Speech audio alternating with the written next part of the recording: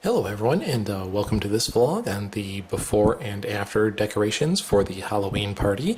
The Sullivan Scarefest 2014 is officially in the books. It actually went really well. Pretty much almost all of the decorations and little gags that I set up all worked the way they were supposed to be. We had a little problem with the singing pumpkins outside, but other than that, everything else worked great. So what I think I'll do here is I will do a little shot before and after of each in the rooms to give you an idea of what things looked like beforehand and what they looked like the day of the party. Alright, well here's a little shot of what our half bath downstairs looked like before we put up the decorations. And here is a little run through of what it looked like with the decorations up. We have a cling on the toilet, as well as some creepy eye clings and some bloody hands and miscellaneous spiders and bugs on the mirror. And the little Frankenstein you might remember from one of the earlier vlogs is in there as well. So nothing too earth-shattering. We may try to actually put some scene setter stuff up in the bathrooms next year to add a little bit of an added touch. Alright, and here's a shot of what our bathroom upstairs looked like before the decorations. And here's a little run through of what it looked like with everything up. Here's a little door cover on the door of a skeleton sitting on the toilet. And also we've got some shots here of the other stuff. We have a bloody shower curtain. We had a cling on the toilet itself. Some more of those clings on the actual mirror. So I might just also try to throw up some scene setters in here next year as well. Alright, well here's a shot of what the kitchen looked like beforehand. The decorations will start to get a little more exciting from this point on. So here's a couple of views of what the kitchen looked like prior to the decorations. And here's a little run through of what the decorations looked like in the kitchen. We had a scene setter on the refrigerator itself, and you can notice that along the bottom half of the wall we had a creepy bloody border. We have the directional sign and a specter projector over there in the corner. Also had some creepy labels on all the bottles and put some creepy portraits over the actual pictures in the kitchen. There's the 666 sign there in the middle. And over by the voting section we had the Damien guy kind of keeping watch. The little sign says if he catches you cheating he's going to eat your brain. And there's all the prizes and trophies. A little door cover there leading to the other room. And then on the microwave we have a little cling. So overall I think it turned out well. The only thing I might do different next year is I might do full walls rather than just half walls. But other than that I think it turned out nice. Alright, here's a couple shots of what the downstairs looked like prior to the decorations. And here's a little run through of what it looked like with the decorations. Here is the little area with all the creepy lab jars. We have some flashing skulls and candelabras. And I put a little tea light behind all the little jars to hopefully make them glow a little bit. There's the little crystal ball. So it kind of gave the jars a creepy glow, and there's the two heads in the jar with a little bloody cloth and some spiders. And then we transition over to the section with the living cell door, which I think turned out really nicely. I have the TV propped on the side in a little cubby hole and the door pressed up against the wall there. Turned out really nicely, I think, and is the first thing you see right as you come down the stairs. So I think it was a cool effect. It turned out really well. Everybody was impressed with it. That was about the only thing that scared my 3-year-old son, and the funny thing was he actually knew it was me.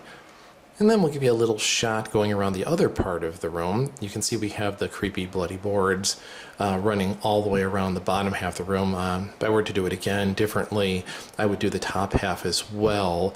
Once you see what the front room looks like, you'll see what the difference is. It makes a world of difference. There's some creepy old pictures that we stuck over our actual pictures on the wall of old asylum doctors and founders and things like that to try to add to the creepy effect. There's some miscellaneous bottles. There's some creepy fabric on the windows, and over here is the little operating section. There is a morgue scene setter in the background, the John Doe prop with some miscellaneous weapons on the table. We have old Gramps dressed up as the Mad Doctor with a bloody apron with some weapons in it and some weapons in hand. And basically I have the old Gramps guy on a pole taped to a microphone stand to prop him up in the corner. So that's how I was able to get him to stand up like that. Then next to that over on the table itself, and then also on the little entertainment center, we just have a selection of various prop weapons that looks like it's his little torture chamber going on there.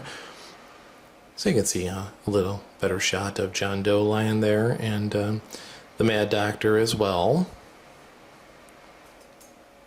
And here's a shot of the creepy asylum loop that was playing on the TV, as well as the insane serial killer who is has a seat there in the chair, and when he was on, he would twitch back and forth. So then another view off to the side, you see what it kind of looks like. I was able to get the room roll on the bottom and the top over there. It makes a big difference. It looks a lot better.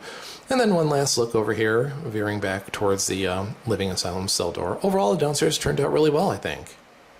Alright, and here is a shot of what our front room normally looks like. We normally use it as like the playroom for our kids, so we had to pick up basically all the toys, the little house, all the foam tiles, all that good stuff, and stowed that away in our bedroom. But this room, I was actually really impressed with how well it turned out. This will give you an idea if you go full blast and do the scene setter on the bottom and the top half of the walls, how much of a difference it can make, because it really truly transformed the room. It made you feel like you were, in another place, some sort of movie set or haunted house, but it made a huge difference. So to start here, on the one wall there was the scene setter, as well as some scene setter bookshelf and creepy evil fireplace, a little bloody fabric with a skull on the banister, and here is the small living portrait with the homemade frame. That is actually my computer monitor behind there, turned on its side. The computer is stowed away in the corner behind the table. Then you can see the upper and lower scene setters, as well as the actual add-on portraits on the wall. There's the Twilight Twitcher animatronic, and then in this corner you have the reanimated corpse prop. And then on this wall, this is where our TV is. This was the larger living portrait frame, which was running another loop with a little girl and a man. And then in this corner, you have the evil entity. So you can see that with the addition of the scene setters on both the top and the bottom, what a huge difference that makes in terms of the realism of making it look like you're just totally transported to a different place. We had the peeling plaster, on the top, and like old rotting wood on the bottom, which was supposed to be for the manor area. So it's supposed to look like kind of like a decaying old mansion. And then the addition of those add-on portraits on the top blended really well with the actual two that were in there that were living. So I was really happy with the way that turned out. So overall, I would have to say that I was really pleased with how everything turned out. In hindsight, I started with the downstairs and kitchen and ended with the front room when I started putting things up, and thought that the scenes that are just on the lower half of the wall looked cool downstairs and in the kitchen. But after I added it to both the lower and upper half of the front room, I really noticed, a huge difference. So if you do have the time to put in for that sort of thing, it really makes a world of difference. The only tedious thing is you have to either go over pictures and clocks and around TVs and whatever else you might happen to have on the wall, or you have to take everything down. So it does add quite a bit of time, and I don't think you're supposed to leave that stuff up for I think it says on the sticky tag, for more than 48 hours. So that makes it tough too, because if you're doing a bunch of rooms, you have to do them all within a day or two. So it makes it tough, but it actually looks really, really cool. So next year, I think that might be something, if we go with the scene setter look again, may try to do the upper and lower in all the rooms we're putting it in. I started, after seeing how cool it looked in the front room, I started to do it downstairs again. There's the section that you noticed by the lab jars that did have it on the top and the bottom, but ended up running out of time and couldn't get all the way around the room. So I think that'd probably be the only thing I'd do differently next year. But thanks to everyone who came to the party, and also everyone who's been tuning into these vlogs over the past 10 months or so. I'm looking forward to the Sullivan Scarefest 2015. Already have some interesting ideas for what we might try to do as a theme for next year.